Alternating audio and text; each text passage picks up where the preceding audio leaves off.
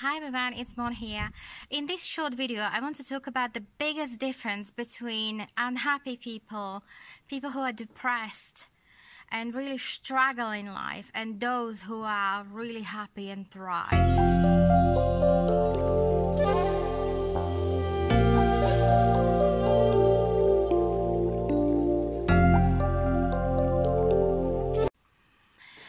From my experience and also from coaching nearly 100 people now, people going through depression, suffering with anxiety, people going through spiritual awakening, people going through twin flame journey. There is one thing I have learned also from my personal experience, that the people who are really happy in life are the people who have mastered, not just learned and occasionally do it, but mastered one particular skill that is so essential to happiness and making decisions that are to do with, things that really matter the most to the heart, who you are with in a relationship, where you live, what kind of work you do, basically anything that fulfills you deep inside, in your core. And the one skill that I'm talking about that the happy people have mastered is learning to trust themselves, learning to take risks, and learning to, well, above all, follow their heart. And the following of the heart is not just fluff, spiritual fluff. Heart is electromagnetically much more powerful than your brain. And from neuroscientific standpoint, your brain is just a record of the past. It contains memories, it contains belief, anything and everything that we have acquired over the lifetime, that we have stored in our subconscious mind as a belief, as a program that runs the show on autopilot. That's your brain. Only 5% of your brain is your conscious mind that is responsible for decisions related to logic and reasons. Things that that you need to decide on. I don't know, you doing some sort of analysis at work, and do you go with this decision or that decision? What does the spreadsheet tell you? What does the data tell you? So that's your conscious mind. That's your logic reason.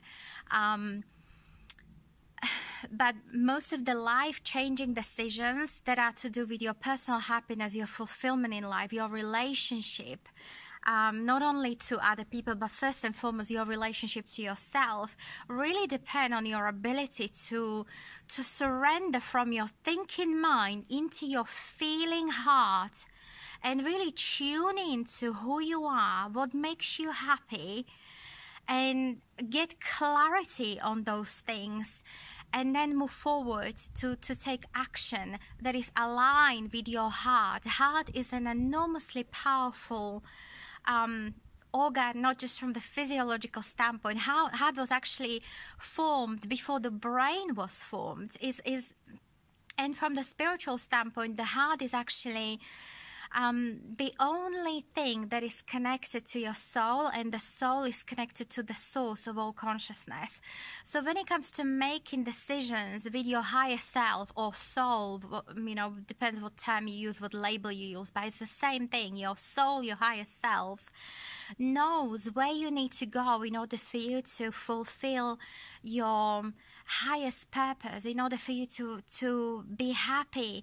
And when it comes to things like fulfilling your highest purpose, what is it actually? When it comes to follow, all those terms, following your destiny, fulfilling your purpose, what does it actually mean? You know what it really means? Knowing who you are deep within your core, and knowing what scares you in life, and these fears could be, based on your past experiences, based on your childhood, based on what your parents told you, the beliefs that they install in you. And often we know that a lot of the beliefs that we carry, actually, scientists say over 95% of the beliefs that we carry are actually self-sabotaging and limiting.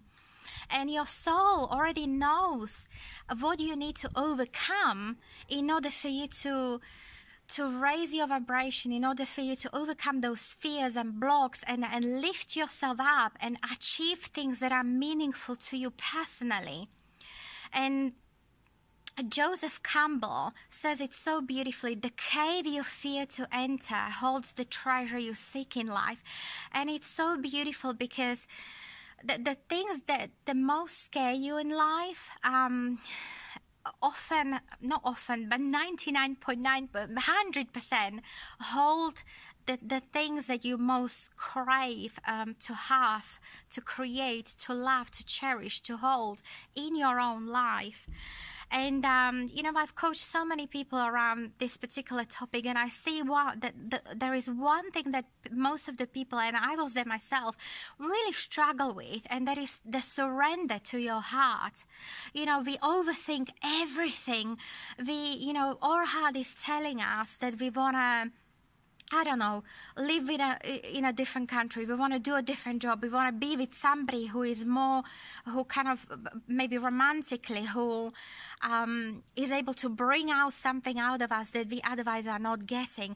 But you know what a lot of us do? And I used to be there myself until I started really catching myself and correcting that behavior and going into the unknown. A lot of us basically shut down the heart and go back to the head and find 1,000,001 reasons, logical reasons and explanations of any kind why we shouldn't do what our heart really craves, what our heart is telling us. And then we are surprised why the hell we are unhappy, why the hell we are frustrated, why the hell we are, depressed and miserable. And you may sustain this period of logic reason for a week to a month, maybe, a couple of years, but guaranteed your heart, your soul, your higher self will always drag you back to the core of what you really want in life, who you really want to be with, where you really want to live, what's true for you, your truth. That is what your heart and soul, your higher self always communicates to you. Your higher self doesn't have any agendas, it doesn't play any games. It simply wants you to master your own self-trust, your own power, your own confidence to do the things that you crave, to do the things that give you joy, give you passion, that excites you, that fulfill you. And it really requires surrendering to your heart and trusting it, learning to trust yourself. And if there is one piece of advice that I could give you right away to start doing in your life today, if you really want to master this art of surrendering to your higher self and really kind of going with the flow, living life that is so much more synchronistic, full of miracles, full of opportunities, full of joy, then you really need to build this new skill of learning to trust yourself and learning to follow your heart and being comfortable going into the unknown. A lot of the people I've coached found it incredibly hard to trust the unknown, to feel safe going into the unknown, whether it was a new relationship, new country, new job they wanted to pursue. They fear that there is something in the unknown that will hurt them, that will betray them. But these are just illusions, because if you really trust yourself and if you build this enormous self-trust to yourself, and if you incorporate a new belief that life is always happening for you, not to you, life is happening and always working out for you, then you will find it easier to understand that even sometimes in challenging circumstances, there is always gold that is teaching you something beautiful about yourself, about your power, about your journey, about where you should go, what you should do to make yourself happy. And it does require a bit of a practice, I have to tell you, and especially people who have been through trauma, people who've been a lot of the times, twin flames, people who are on spiritual awakening have been through, some sort of trauma in their childhood. I've been there myself.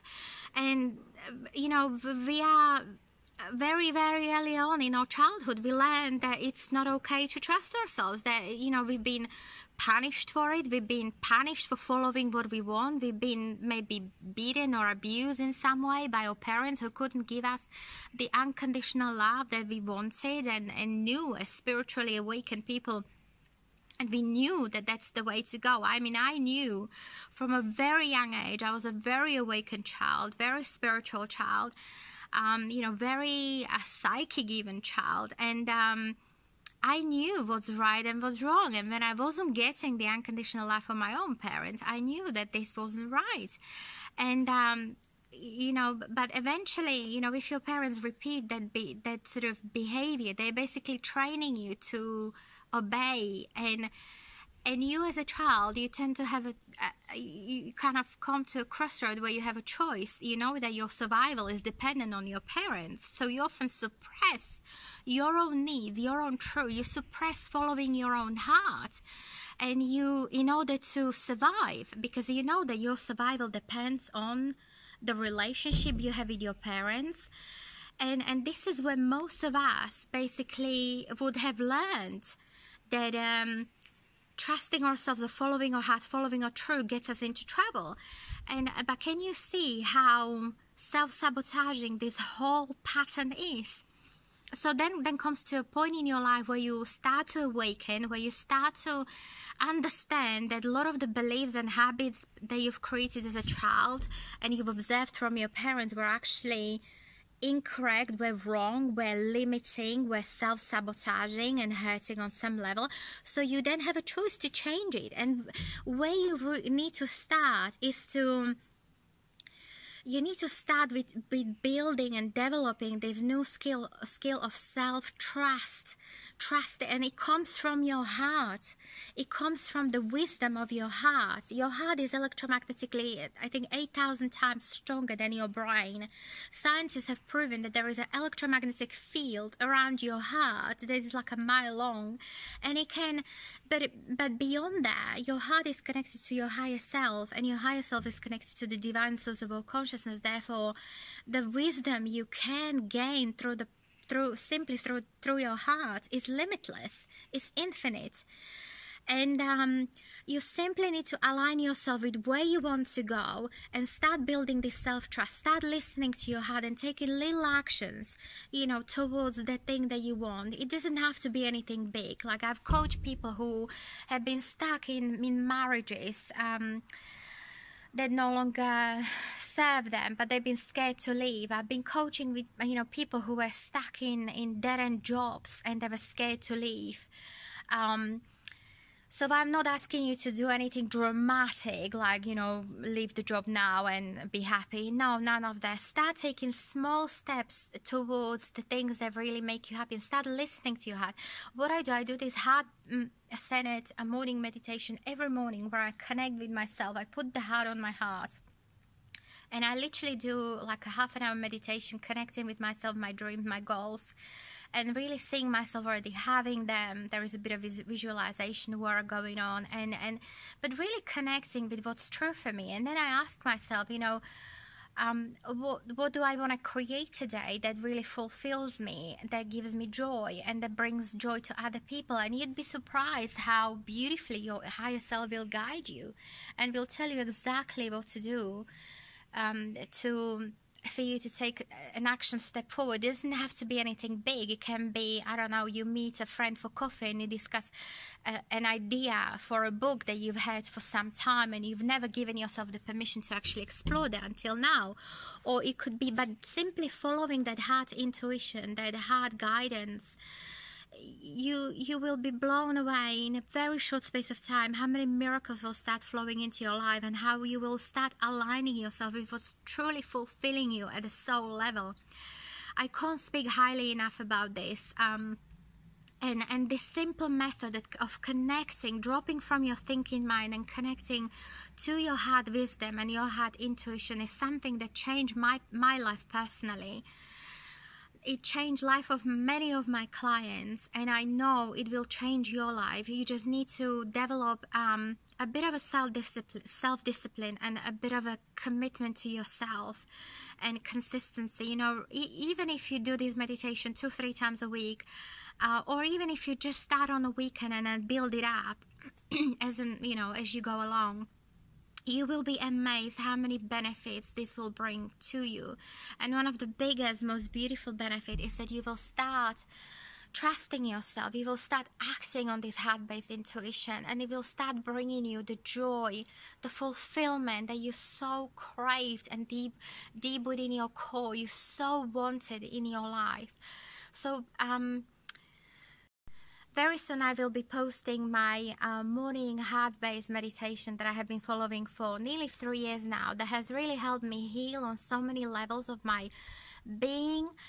And if this is something that resonates with you, I would love you to download it and start practicing, start using the heart meditation to help you in your life, to empower you, for you to trust yourself, believe in yourself, love yourself unconditionally, and create the most beautiful life full of joy, abundance, and love that you deserve, that is your birthright. I'm sending you so much love, and I'm wishing you a beautiful day. Namaste.